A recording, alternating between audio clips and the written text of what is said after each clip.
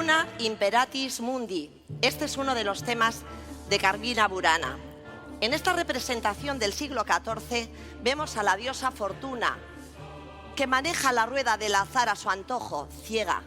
Enfrente está Sapientia, la diosa de la sabiduría, del conocimiento, llena de luz, que se mira ante un espejo, orgullosa de su capacidad de autoconocimiento. Normalmente asociamos sabiduría con ciencia, evidentemente.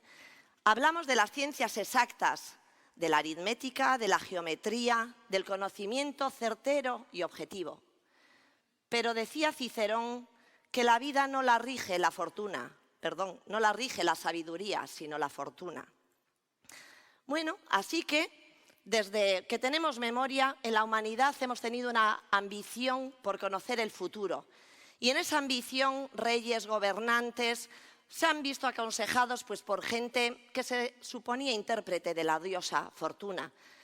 Iban los reyes y quien pudiera pagarlo al oráculo de Delfos a oír los consejos de las pitonisas. Rasputín asesoraba a la familia Romanov. Felipe II tenía como asistente a un astrólogo y alquimista. Y en nuestros días tenemos al presidente de Brasil, que su principal asesor es un filósofo New Age y astrólogo paulista o algo así. Bien, pero también los gobernantes han mirado a Sapientia. Así, en el antiguo Egipto, los faraones recopilaban ya datos relativos a la población y a la riqueza de los países. Guillermo el Conquistador, en el siglo XI, ordenó el censo Domesday Book, que se considera el primer compendio estadístico de la historia de Inglaterra. No es de extrañar que la palabra estadística provenga de Estado, en la consideración de la utilidad que el compendio de datos suponía para las grandes decisiones. Siglos más tarde tendríamos uno de los que yo creo ejemplos más bellos que ilustran la capacidad predictiva de la ciencia cuando utiliza técnicas estadísticas. Gaspar Neumann era un clérigo que, aparte de sus cosas de rezar, desarrolló las primeras tablas de mortalidad con las que, por cierto, combatió la creencia popular de que los años terminados en 7 eran fatídicos para la humanidad. Edmund Halley, por aquellos años, ya barruntaba que los cometas de 1531, 1607 y 1682 eran el mismo objeto y predijo con los métodos de Neumann que el cometa reaparecería a finales del 58, principios del 59. Imaginaros la expectación.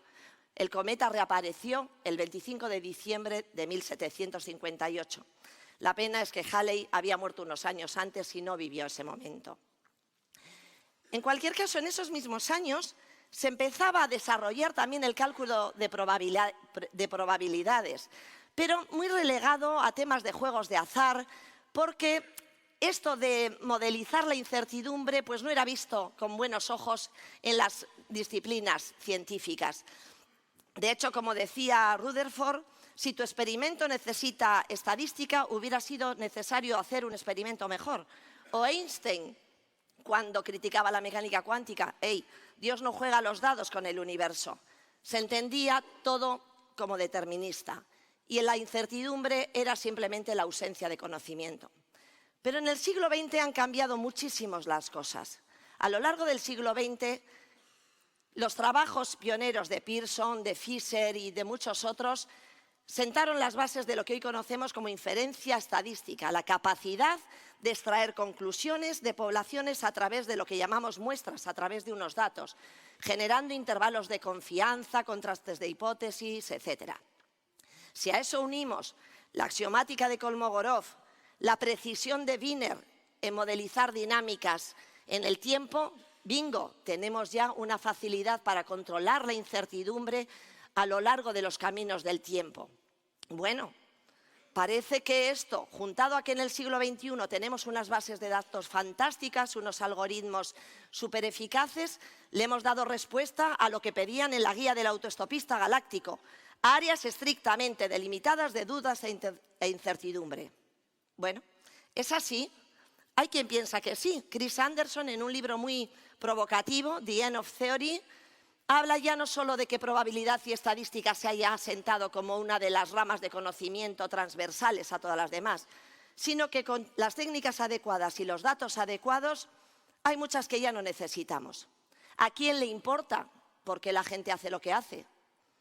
¿Para qué queremos sociología, psicología?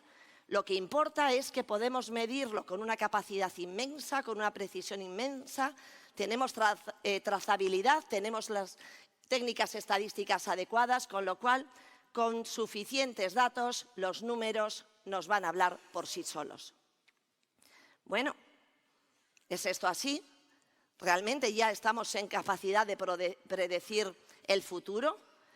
Evidentemente no, porque no olvidemos, para predecir en estadística necesitamos dos condiciones fundamentales. Efectivamente, necesitamos buena información, unas buenas bases de datos. Vamos a dar por hecho que ahora somos capaces de hacerlas. Pero necesitamos algo más que es tan o más importante que lo anterior, que es la posibilidad de extrapolación. ¿Y eso cómo se consigue? Bueno, pues puede que la realidad no cambie o que cambie suficientemente poco y que podamos predecir las trayectorias del cometa con altísima precisión basándonos en los datos del pasado. Pero en la mayoría de las veces y en lo que afecta a los comportamientos sociales, el futuro es incierto. Entonces, o bien sabemos cómo van a ser las dinámicas de cambio o tenemos muy difícil la predicción. Y recordemos, las personas no somos cometas y nuestras trayectorias, además, no son ajenas a las medidas terrestres de nuestra órbita. Ya nos decía la gran dama de la estadística, Gertrude Cox, que los polinomios son notoriamente poco eficaces cuando se extrapolan. Os voy a recordar tres casos. Primer caso. Antes de la crisis de 2007, las agencias de rating valoraron los activos que contenían dentro las hipotecas subprime famosas con AAA, la calidad crediticia mayor. Tenían muchísimos datos, pero en todos aquellos no había ningún registro de morosidad. Segundo caso, la debacle de Nokia.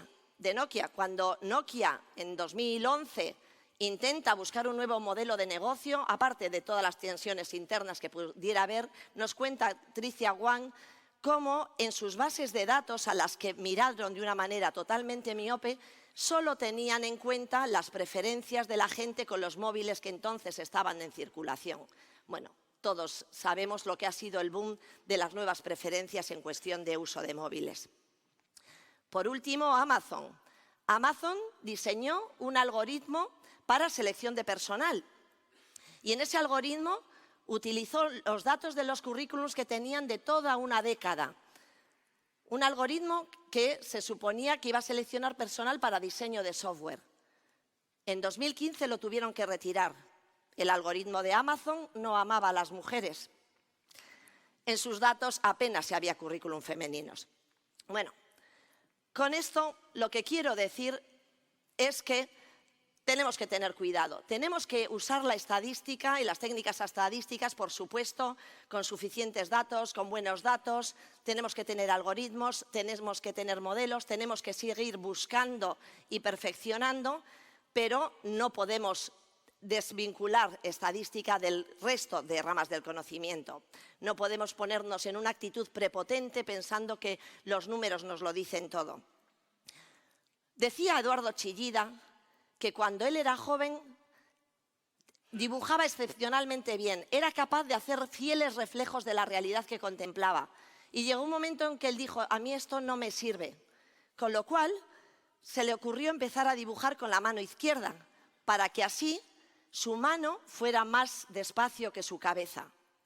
Yo a mis estudiantes de estadística les digo siempre, hay que utilizar las técnicas estadísticas, los algoritmos, los modelos con vuestra mano izquierda, porque, como suele decir un destacado colega y amigo, la estadística no es únicamente una técnica de recopilación de buenos datos y de diseño de buenos algoritmos, de contrastes de hipótesis, etcétera, etcétera.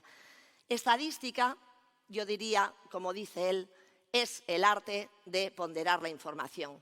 Mila esker. Muchas gracias.